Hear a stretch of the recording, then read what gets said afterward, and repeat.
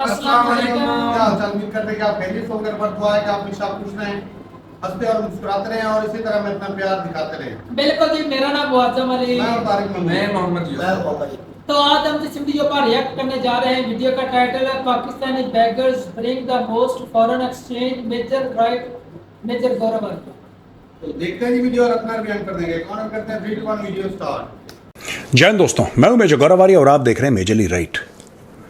दोस्तों, पाकिस्तान के अंदर जो भीख मांगने वाला सिलसिला है, और मैं कोई ट्रोल नहीं कर रहा पाकिस्तान को, ये आर्टिकल है इकोनॉमिक टाइम्स का,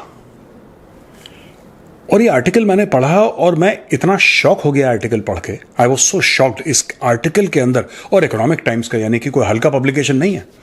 economic times is a globally respected publication, और उसके अंदर ये पाकिस्तान में जो भीख मांगने का रिवाज है, जो ऊपर से नीचे तक लोग भीख मांगते हैं पूरे पाकिस्तान में, उसका कुछ डेटा दे रखा है दोस्तों। वो डेटा आपके साथ शेयर करूंगा, आप भी शॉक हो जाएंगे।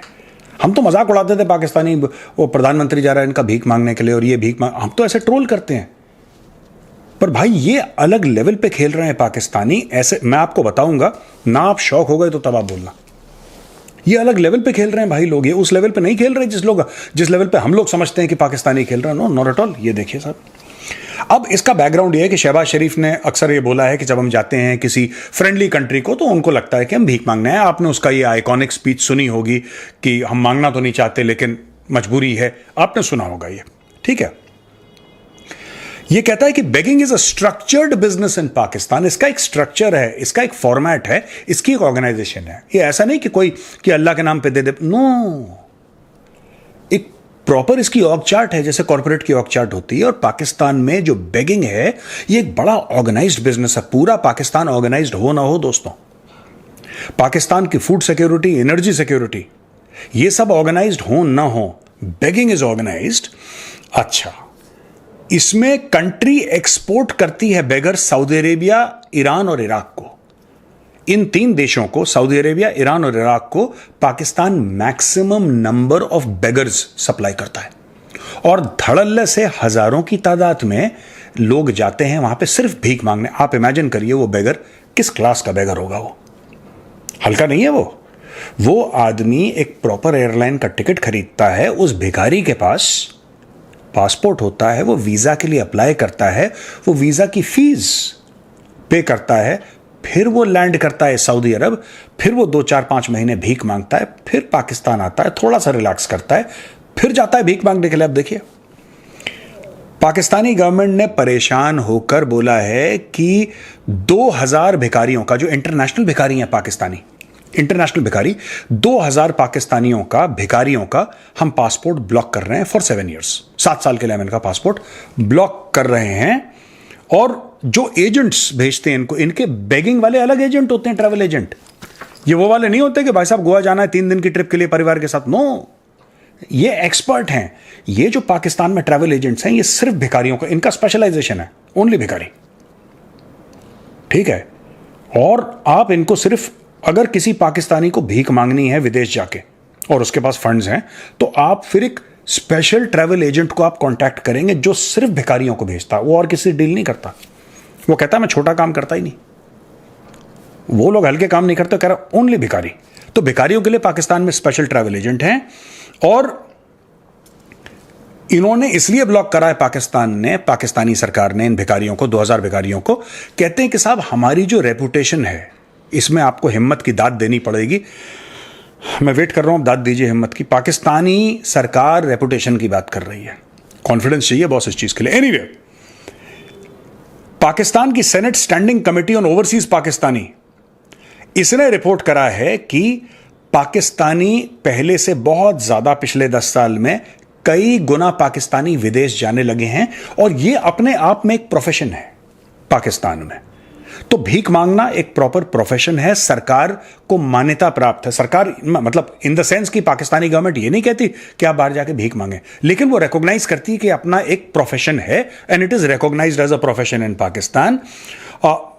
मिनिस्ट्री के सेक्रेटरी हैं जुल्फिकार हैदर, उन्होंने बोला कि 90%, अच्छा ये तो पहले भी आया था, कि 90% of beggars in jail in foreign countries are Pakistani.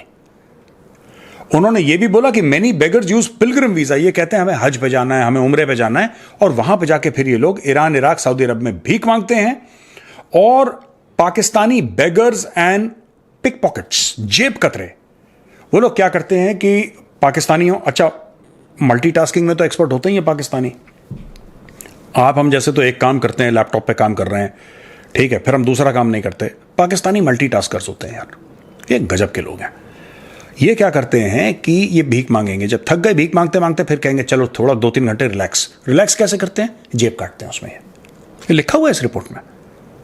वही जेब कतरे भीख भी मांगते हैं और वही भिखारी जेब में भी काटते हैं। और ये इनका धंधा पूरा फैला हुआ है मुस्लिम कंट्रीज में ज्यादा। और अब इन्होंने एक नॉन मुस्लिम कंट्री को अप्रोच करा है। वो कौन सी कंट्री? जापान। जापान पाकिस्तानी भिखारियों के लिए एक बहुत जबरदस्त डेस्टिनेशन दोस्तों बन गया है। अब ये जापान का टिकट खरीद के टोक्यो में लैंड करते हैं। ऐसा बढ़िया सा निकला वो टाई वाई पहन के पाकिस्तानी, हैं, सूट पहन के, बूट पहन के और रेबैन के सनग्लासेस, टक टक टक सूटकेस लेके बाहर निकला टोक्यो के। और जैसे ही एयरपोर्ट के बाहर निकला, उसने पूरा सूट उतारा, सूटकेस के अंदर डाला, पीछे छुपाया, सूटकेस के अंदर से कटोरा निकाला, अपनी आंखें ऐसे ऊपर चढ़ाई, अल्लाह के नाम पे दे दे बाबा। वहीं पे शुरू भाइयों ने टोक्यो, ओसाका और जितने भी बड़े बड़े शहर हैं जापान के, उधर पाकिस्तानी दर्जनों के हिसाब से, सैकड़ों के हिसाब से पहुंच गए हैं और हर जगह भीख मांगते हैं। ये आपके ट्रेन स्टेशन के बाहर मिल जाएंगे, ये आपके वहां पे airport, bus stand, school, college, सबके बाहर आपको पाकिस्तानी भिखारी अब जापान में मिल रहे हैं। जापान इनकी first major non Muslim destination है, आप इसको ऐसा कह लीजिए, क्योंकि ईरान, इराक, सऊदी अरेबिया सब मुस्लिम कंट्रीज हैं। First big major non Muslim destination for begging है जापान। ये देखो, ये कहते हैं कि इराक और सऊदी अरेबिया ने पाकिस्तान को चिट्ठी लिखी और बोला कि भाई आप हमें ऐसे लोग भेजते हैं, हमारी जेलों में अब जगह नहीं रह गई है, हम इनको जेल में डालते हैं, पर जेल है, या तुम नए जेल बनाए पाकिस्तानियों के लिए। ये देखिए कह रहा है, Iraq and Saudi Arabia continuously complain that we are sending criminals to their countries and their jails are overcrowded with Pakistani beggars. ये सेक्रेटरी हैदर ने बोला है, जो पाकिस्तान में सेक्रेटरी हैं हैदर, उन्होंने बोला है कि साहब सऊदी अरेबिया और इराक से तो कंप्लेंट आई है, उन्होंने चिट्ठी लिखी है कि भाई हमारे जेल फुल हो गया, बताओ क्या नया जेल बनाए इनके लिए? पाकिस्तानी आते हैं, क्रिमिनल्स आप भेज रहे हैं, बेगर आप भेज रहे हैं, और हमारे जेल ओवरक्राउड हो गए हैं। जिस जेल की कैपेसिटी 500, वहां पे हजार बंदे हैं पाकिस्तानी भीख मांगने, और वो पकड़ रहे हैं, जा रहे हैं, फाइन लग रहा है, छूट रहे हैं, फिर भीख मांग रहे हैं, मजे ही मजे। ये चल रहा है देखो। अच्छा, बट इसका एक पॉजिटिव एंगल भी है भाइयों। इसका पॉजिटिव एंगल ये है कि large number of Pakistani beggars in wealthy gulf countries, ये जो अमीर मुसलमान देश हैं जिसमें से तेल निकलता है जमीन से, खूब पैसा है, वो पाकिस्तान के लिए फॉरेन एक्सचेंज लेकर आते हैं। इसलिए पाकिस्तानी सरकार ऊपर से एक्शन ले लेती है, लेकिन इतना मना भी नहीं कर पाती उनको, मुंह पे मना नहीं कर पाती पाकिस्तानी गवर्नमेंट, क्योंकि ये इतना वैल्यूएबल फॉरेन एक्सचेंज लेकर आते हैं। मैं आपको डेटा बताऊंगा भाई साहब, अरबों डॉलर का बिजनेस है ये, समझ रहे हैं आप? ये अरबों डॉलर का बिजनेस है। मैं आपको आगे चल के डेटा दूंगा, प्रॉपर इकोनॉमिक टाइम्स का डेटा है भाई, मेरा नहीं है। ये कहते हैं कि Pakistani government has been slow in addressing the issue of overseas begging, Iraq and Saudi Arabia have complaint. अच्छा, मच नीडेड फॉरेन एक्सचेंज, तो वो कहते हैं कि भैया क्योंकि बाहर जाते हैं तो फिर फॉरेन करेंसी में इनको भीख मिलती है। फॉरेन करेंसी में कोई कहीं से आया, किसी ने डॉलर दे दिया, किसी ने पाउंड दे दिया, किसी ने यूरो दे दिया। अभी लोग क्या करते हैं, वही पैसा लेके पाकिस्तान में आते हैं और पाकिस्तान में ये भिखारी बन जाते हैं लखपति, करोड़पति। एक्चुअली इनके बड़े बड़े घर हैं पाकिस्तान में, और ये पूरा खानदान प्रोफेशनल बेगर है, और पाकिस्तान की सरकार इनकरेज करती है। देखो 1-2 हज़ार का इन्होंने पासपोर्ट ब्लॉक करने का इन्होंने बयानबाजी, ब्लॉक थोड़ा ना करेंगे यार। जो आप सोच रहे हैं ना कि पाकिस्तानी डायस्पोरा, जो ओवरसीज पाकिस्तानी और मोटे पैसे भेज रहे हैं, ये ओवरसीज पाकिस्तानी ये हैं जो भीख मांग के जेल में जाते हैं, ये वो हैं भाई। आपको क्या लगता है पाकिस्तानी जो कहते हैं कि डायस्पोरा बहुत मोटे पैसे भेज रहा है और पाकिस्तानी बड़े खुश रहते हैं? कौन सा पाकिस्तानी इतना क्वालिफाइड है यार जो बाहर पता नहीं कौन सी नौकरी कर रहा है, गूगल का सीईओ बैठा है जो मोटे पैसे भेज रहा है पाकिस्तान? ये तो ये उबर चलाते हैं पाकिस्तानी, या कोई छोटा सा अपना स्टोर खोल लिया, या अपना टिक्का विक्का बिरयानी बेचना। इससे ज्यादा पाकिस्तानियों में इंटेलिजेंस है नहीं ना उनके। ये देखो, मैं गलत बात नहीं कह रहा, और किसी पाकिस्तानी का अगर मन खराब हो मेरी बात सुन के, that was the entire intention. ये देखिए, Pakistan reportedly has 38 million beggars. Karachi में अब मैं आपको डेटा पाकिस्तान का बता रहा हूं, फिर मैं आपको इनका जीडीपी का डेटा बताऊंगा, ये बड़ा इंटरेस्टिंग है। कराची में एक भिखारी 2000 रुपए कमाता है एक दिन के, ठीक है जी, ये कराची का डेटा है। लाहौर में एक भिखारी जो है 1400 रुपए कमाता है, यानी कि क्योंकि Karachi is the financial capital of Pakistan, सारा का सारा जीडीपी उनका 60-65% वहीं से आता है और सबसे ज्यादा अमीर शहर है पाकिस्तान का कराची, इसलिए वहां पे 2000 रुपए दिन का एक भिखारी कमाता है कराची में। वही भिखारी लाहौर में कमाता है 1400 रुपए एक दिन के, और इस्लामाबाद में 950। अब इस्लामाबाद में इतना कम क्यों कमाता है? क्योंकि इस्लामाबाद में बड़े बड़े ब्यूरोक्रेट रहते हैं, बड़े बड़े जज रहते हैं, बड़े बड़े जर्नैल रहते हैं, रावलपिंडी बगल में ही है, तो इन भिखारियों को उनसे भी तो कंपटीशन है, वो थोड़े सीनियर भिखारी हैं, थोड़े जूनियर भिखारी हैं, तो इस्लामाबाद में भीख के लिए कंपटीशन ज्यादा है, ठीक है जी। अब देखो, नेशनल एवरेज है 850 रुपए। एक पाकिस्तानी भिखारी रोज पाकिस्तानी करेंसी में 850 रुपए कमाता है एट अ नेशनल एवरेज। ये इकोनॉमिक टाइम्स का आर्टिकल है। फिर मैं आपको बताता हूं, एनुअली एक साल में जो पाकिस्तान के सारे भिखारी मिलके, ना इसके बाद आपने खड़े होकर सल्यूट करा तो मेरा नाम बदल देना, इतनी भीख मांगते हैं पाकिस्तानी, इतनी भीख मांगते हैं, इतनी भीख मांगते हैं कि इसमें से सब हैं, बाहर वाले भी अंदर वाले भी, सब मिला के, ठीक है ना। जो विदेश जाते हैं इनके इंटरनेशनल भिखारी हैं, उनका ज्यादा योगदान है, जाहिर सी बात है, और डॉलर पाउंड यूरो में कमा रहे हैं, ये वाले बेचारे घिसे पेटे पाकिस्तानी करेंसी में कमा रहे हैं। लेकिन ग्लोबली पूरी दुनिया में जो पाकिस्तानी भिखारियों का नेटवर्क है, सऊदी अरब, जापान, ईरान, इराक, पाकिस्तान के अंदर भी, और मुस्लिम देश में, दुबई में, यूएई में, हर जगह फैले हुए, सारा मिला के ये एक साल में 42 बिलियन यूएस डॉलर्स कंट्रीब्यूट करते हैं पाकिस्तान की इकोनॉमी को। भाई साहब, 42 अरब डॉलर के भिखारी हैं पाकिस्तान में, ये इतना कंट्रीब्यूट करते हैं। ये ओवर 12% ऑफ पाकिस्तान जीडीपी है। पाकिस्तान की जीडीपी का 12% से ज्यादा, यानी कि 42 बिलियन डॉलर्स सिर्फ भिखारी कंट्रीब्यूट करते हैं। Let that sink in, only भिखारी। सिर्फ कराची में 1,30,000 भिखारी हैं, और ये 3 लाख रमजान के दौरान, बाकी पाकिस्तान से 3 लाख बंदे और आ जाते हैं भीख मांगने के लिए। यानी कि रोजे चले, 1 महीना पूरा रोजे चले, उन रोजों में 3 लाख बंदे और आ जाते हैं कराची में, क्योंकि सबसे अमीर भिखारी पाकिस्तान के अंदर तो कराची में पाए जाते हैं, तो they come to Karachi to beg. ये देखो यार, इनमें लड़ाई होती है कि मैं इधर भीख मांगूंगा, तू उधर भीख मांगेगा। इनके बीच में टर्फ वॉर होते हैं, इनके बीच में गैंग वॉर होते हैं, ये गोलियां आपस में चलाते हैं भिखारी पाकिस्तानी, ये पुलिस में रिपोर्ट करते हैं, कोर्ट कचहरी वाला मामला हो जाता है। एक भिखारी ने कोर्ट में केस कर दिया, हाई कोर्ट में, कि दूसरा भिखारी है, इसने मेरे इलाके में कैसे भीख मांगी। इनके इलाके, देखो इलाके बंटना, तो इलाके तो बंटते हैं, ठीक है, हर जगह भिखारियों के इलाके बंटते हैं, लेकिन कोर्ट में चले जाना, यानी कि देखो कितने हक से भीख मांग रहा है, आप हल्के में ले रहे हैं, कितने हक से भीख मांग रहा है, ये मेरा इलाका है, ऐसा बोलते हैं पाकिस्तानी। ये देखो यार, ये कहते हैं कि कई सारे भिखारी जो हैं ये ऑल्टरनेट एम्प्लॉयमेंट ये मना कर देते हैं, भीख मांगने में इतना पैसा है यार, इनके बंगले हैं, गाड़ियां हैं, ऐशो आराम है, लाखों करोड़ों पति हैं, और ये कहते हैं कि साहब गवर्नमेंट ने बोला कि आप लोग भीख मत मांगो।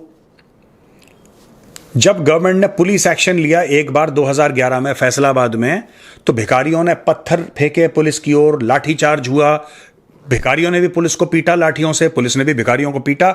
और फिर एक्सप्रेस ट्रिब्यून, ये पाकिस्तानी अखबार है एक्सप्रेस ट्रिब्यून, उसकी रिपोर्ट है कि भाई भिखारी ये कह रहे हैं, भिखारियों का एक डेलीगेशन पहुंचा, उसने एक्सप्रेस ट्रिब्यून जो पाकिस्तानी अखबार है उसको बोला कि आप हमें ऐसे राउंड अप नहीं कर सकते, आप हमें ऐसे राउंड अप नहीं कर सकते, आप हमें ऐसे पकड़ के जेलों में नहीं डाल सकते, आप हमें लाठियों से नहीं मार सकते। आप कहते हैं कि भीख मांगना गुनाह है, किसने बोला भीख मांगना गुनाह है? तो दोस्तों ये जब फैसलाबाद वाला कांड हुआ तो भिखारियों ने बिल्कुल जिसको कहते हैं प्रोटेस्ट कर लिया, सामने आ गए, और दी एक्सप्रेस ट्रिब्यून जो पाकिस्तानी अखबार है उसके सामने उन्होंने इंटरव्यू दिया भिखारियों का डेलीगेशन ने। और डेलीगेशन ने यह बोला कि यार पुलिस क्या हमारे साथ ऐसा कर सकती है, लाठियां बरसा सकती है हमारे ऊपर, हमें अरेस्ट कर सकती है? बिल्कुल नहीं। कैसे हिम्मत हुई पुलिस की, कैसे कर सकती है पुलिस? भीख मांगना इन्होंने बोला कि कोई गलत काम नहीं है भीख मांगना, और अगर भीख मांगना गलत काम है तो फिर पाकिस्तान की सरकार को बोलो कि आईएमएफ से भीख क्यों मांग रही है। जिस दिन वो आईएमएफ से भीख मांगना बंद कर देंगे, हम यहां पे भीख मांगना बंद कर देंगे दोस्तों।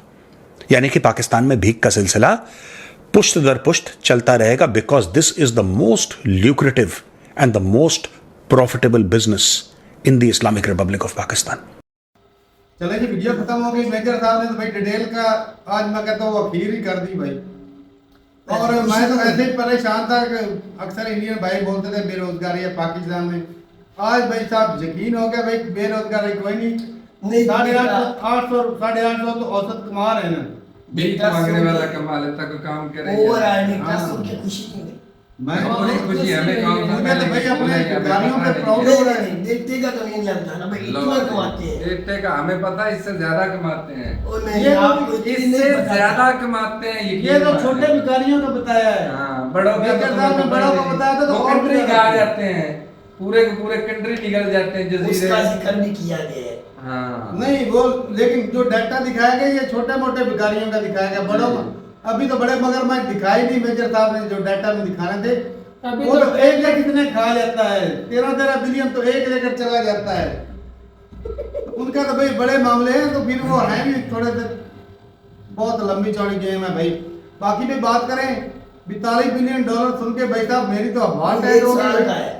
एक साल का भाई 42 बिलियन डॉलर, जब शुरू एक बिलियन के लिए आईएमएफ के पीछे चक्कर चलाते हो। अब इनको रिलीफ दिया जाए बैकर्स यकीन को, माने इनको थोड़ा ना तो आईएमएफ की तो जरूरत ही नहीं, इनसे ही कर्जा ले भाई लें। जो में तवज्जो दी जाए थोड़ी सी गवर्नमेंट। मैं कहता हूँ इनको बकायदा ट्रेनिंग देनी चाहिए, जिस तरह मोदी साहब बना रहे थे ना कि भाई हम मजदूरी सिखाएंगे, काम करना सिखाएंगे। तो भाई इनको वो जो होता है ना, कई भिखारी जो तो लीचड़ हो जाते हैं, जी, उनको भाई बेइज्जत करो, जो मर्जी करो, वो जहाँ नहीं छोड़ते, वो लेकर ही जाते हैं पैसा। उनका धंधा होता है भाई। वो भाई पाँव पड़ जाएंगे, मिन्नतें इतनी करेंगे, अगले सामने वाले बंदे को शर्म आ जाती है। बिल्कुल बिल्कुल। अगर वो बंदा ना भी ना, दूसरा बोल देता भाई दे दे इतना। असल में उनके पास मांगने का ढंग ही इतना, जब ज्यादा मजमा होता है ना उसमें बेइज्जत करना शुरू कर देते हैं, और बंदा यार बेइज्जती महसूस करती है, कुछ ना कुछ दे देता है। अच्छा किसी सिग्नल पे खड़े हो जाए ना, एक बंदे को निकाल के पैसे दे दो भाई, 10 ऊपर से आ जाने। बिल्कुल। अभी ये तो सिर्फ वो लोग हैं जो नुमाया होकर भीख मांग रहे हैं, कुछ ऐसे हमारे इदारे भी हैं जो छुप के भीख मांगते हैं। अच्छा मैं ना भाई ये देख रहा था कि पता है ना तुम्हें उन इदारों का भी? सिग्नल पर उन्होंने बड़े बड़े स्पीकर लगा रखे हैं, लोग आते हैं अपनी मर्जी से डालते हैं। उनको तो भाई साहब वो गला सही है, जबान से बोलना भी नहीं पड़ता। असल में वो इदारा है टेक्नोलॉजी का इस्तेमाल करते हैं। हाँ, वो टेक्नोलॉजी का अदारा इस्तेमाल भाई साहब हमारे जो अदालतें हैं ना, या फौजी हैं, फौजी अदारे से भी वो अदारा बड़ा है। वो एक बड़ा है। भाई साहब आवाज दे पूरा पाकिस्तान मौलवी सड़कों पर आ जाए। हाँ, हाँ।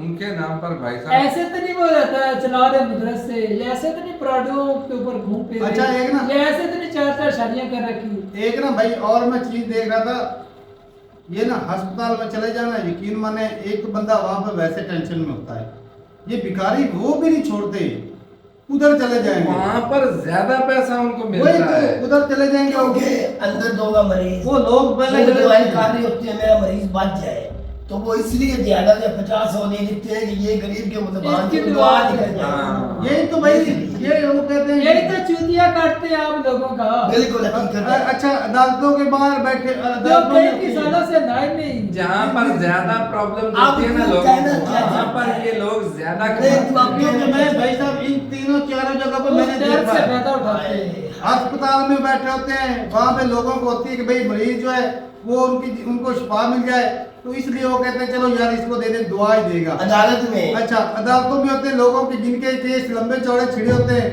वो देते हैं, कहते हैं चलो कोई जान छूट जाएगी।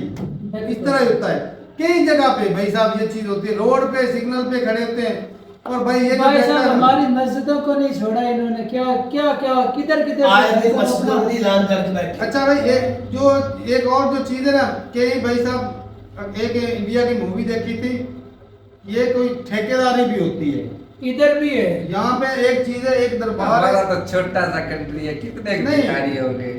उनके तो इलाके बढ़ते हैं भाई। ना, ना। हमने देखा है। इंडिया में कोई एक भिखारी कभी उन्होंने नहीं नहीं, हमारे बड़े भाई हैं, नहीं हमारे बड़े भाई भाई हैं। ये काम और हम इसमें निकाल सकते हैं। और वही का उनके ऑनलाइन भिखारी भी मांगते हैं। ऑनलाइन, तुमने भी देखा ना, ऑनलाइन भी मांगते हैं। जदीद से जदीद टेक्नोलॉजी का इस्तेमाल वो करके। भाई उधर भी भिखारी हैं लेकिन वो वो नहीं है, इंटरनेशनल नहीं है, ये मैं मानता तो हूँ। ये बात वो गैरतमंद है भाई, हाँ, अपने मुल्क में अपने मांगे। कंट्री में भीख वो मांगते तो हैं, गुर्बत है भाई साहब, जहाँ बाहर- है वो मांगेंगे। बाहर नहीं जाते गुर्बत हैं। फिर कहाँ से आ गई? आप इतनी तगड़ी कहाँ है? 80 करोड़ को आटा मिल जाता है। 80 करोड़ को वैसे राशन पैसा देते, फिर क्यों मांगते राशन हैं? मिलने के बावजूद फिर भी क्यों वो मांगते भीख हैं? मांगते हैं ना। आदत होती है, यार, भीख मांगना आदत होती है, मजबूरी नहीं होती। नहीं नहीं, आदत यार, बात से तो है। बिजनेस बगैर- कर सकते हो। हाँ बिजनेस है। बगैर खून पसीना बहाए भाई साहब इसको आपको आदत मिल से जाता है। बढ़कर तुम बिजनेस, उनका बिजनेस और है। बिजनेस ऐसा जिसमें सेल्फ रिस्पेक्ट बंदे की मर चुकी होती है। बिल्कुल।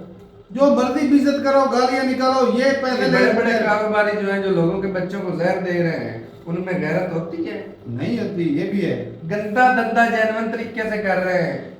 ये केमिकल वाला दूध पिला रहे हैं लोगों को, केमिकल वाले मिसाले खिला रहे हैं। पैर पोष पे बन के जो बैठे हैं, तो वो हर एक चीज में वो क्रिमिनल में आ जाता है, क्रिमिनल वो क्राइम में आ जाता ये है। भी क्राइम ही है। भाई- दुनिया का कोई धर्म बता मुझे जो कहता हो कि भीख मांगना जो है वो क्राइम नहीं है।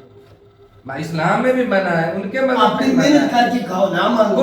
कोई मजहब दुनिया का बता दे कोई इसकी इजाजत देता हो, कोई भी नहीं शुरू से देता। मांगते आ रहे हैं भीख। भाई मना किया गया, इस्लाम के वक्त भी मना किया गया था। वैसे हर काम से मना है, कई कामों से मना है, फिर भी दुनिया काली नहीं लोग है। कर रहे हैं।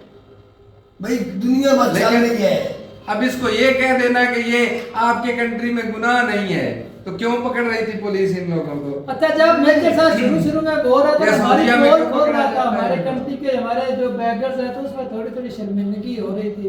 जब बोला ना 42 भी नहीं है, उसमें प्राउड हुआ। किस बात की शर्मिंदगी? सीना भाई छोटा साहब, हुआ। शर्म तो हमें तब आए ना कि हमारे बड़े ना मांगते हो, जब हमारा कंट्री भीख से चल रहा है। मैं भाई जब पहले वो खुद अपनी जबान से इकरार कर रहे हैं, मैं मानते मैं नहीं इस्लाम की हाँ, तरफ तो फिर इन बंदों का जो नाम भाई है लोगों मैंने को क्या? शुरुआत में क्या कहा है भाई साहब, मोदी साहब बोल रहे हैं कि भाई हम ऐसा प्रोग्राम बनाएंगे लोगों को ना ट्रेन करेंगे। वो ट्रेन करेंगे काम करने के लिए, स्किल वर्कर बनाने के लिए, तो उससे फायदा होगा भाई साहब, उनको रोजगार ज्यादा मिलेगा। तो मैं जितनी मैं कहता हूँ इतना तो भाई उनके वर्कर कमाते नहीं होंगे 42 बिलियन जितना हमारे भिखारी कमा लेते हैं। मतलब अगर इनको अगर स्किल किया जाए, इनको अगर अच्छी ट्रेनिंग दी जाए, ऑनलाइन भी मांगने का ऑनलाइन तरीका होना मांगने, चाहिए। जिस तरह वो QR कोड लगा के इंडिया में भी कई आज मांग रहे हैं, वो तो उन्होंने भाई साहब टेक्नोलॉजी निकाल ली भाई, वो अच्छा हो गया। और भाई अगर इस तरह का हो जाए कि कोई बंदा कहे भाई हमारे पास छुट्टे नहीं, तो वो भी भाई वो QR कोड स्कैन करके पैसे मांग सकता है।